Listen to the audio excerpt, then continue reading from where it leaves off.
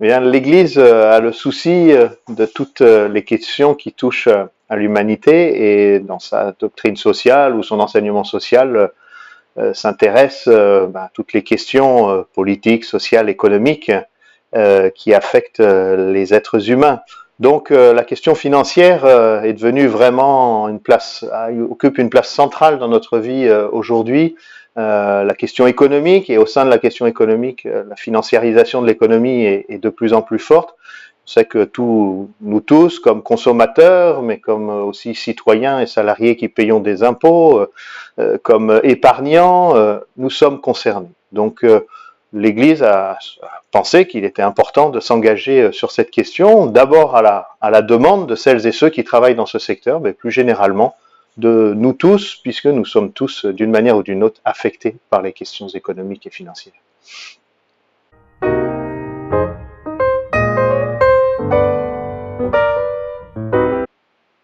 Eh bien, la chose la plus importante, c'est de rappeler que la question financière, questions économiques et financières ne sont pas que des questions techniques.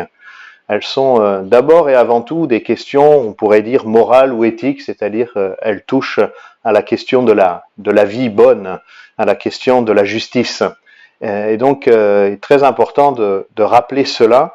En rappelant cela, ce qui est significatif, c'est que les services du Vatican qui se sont saisis de cette question-là, c'est pas simplement le dicaster pour le service du développement humain intégral, mais c'est aussi la congrégation pour la doctrine de la foi, manière de rappeler que c'est bien une question morale, une question qui engage la liberté des acteurs, quoi, mais aussi une question qui engage la recherche du bien, la recherche de la justice, et qui est éminemment une partie intégrante de notre foi.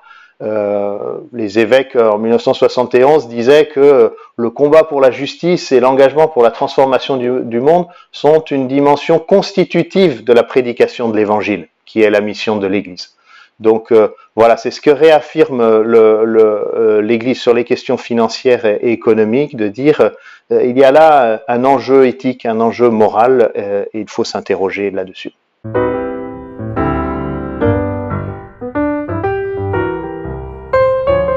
Bien, comme toujours, l'Église n'a pas compétence et vocation à donner des solutions techniques aux problèmes, mais cependant, elle rappelle et elle oriente des chemins de réflexion en mettant à la fois au centre la personne humaine, rappeler qu'il faut toujours mettre au centre la personne humaine, et puis la recherche du bien commun, un bien commun intégral. Alors très concrètement, sur les questions économiques et financières, le chemin, les axes qui sont soulignés dans cet ouvrage, il y en a divers, mais on peut en souligner deux. Premièrement, l'importance de la régulation.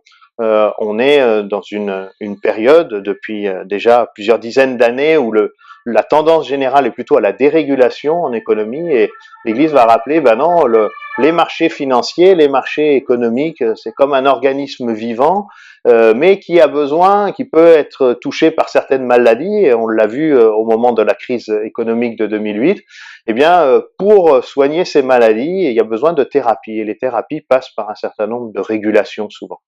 Et puis l'autre grand axe que rappelle le document, c'est que la finance est toujours au service de l'économie réelle. Alors, il ne faut pas forcément faire une dichotomie abyssale entre économie réelle et finance, mais simplement rappeler, oui, il peut y avoir une forme de dérive de la finance qui devient, tu m'en parles à un moment, de finance de casino, d'économie de casino.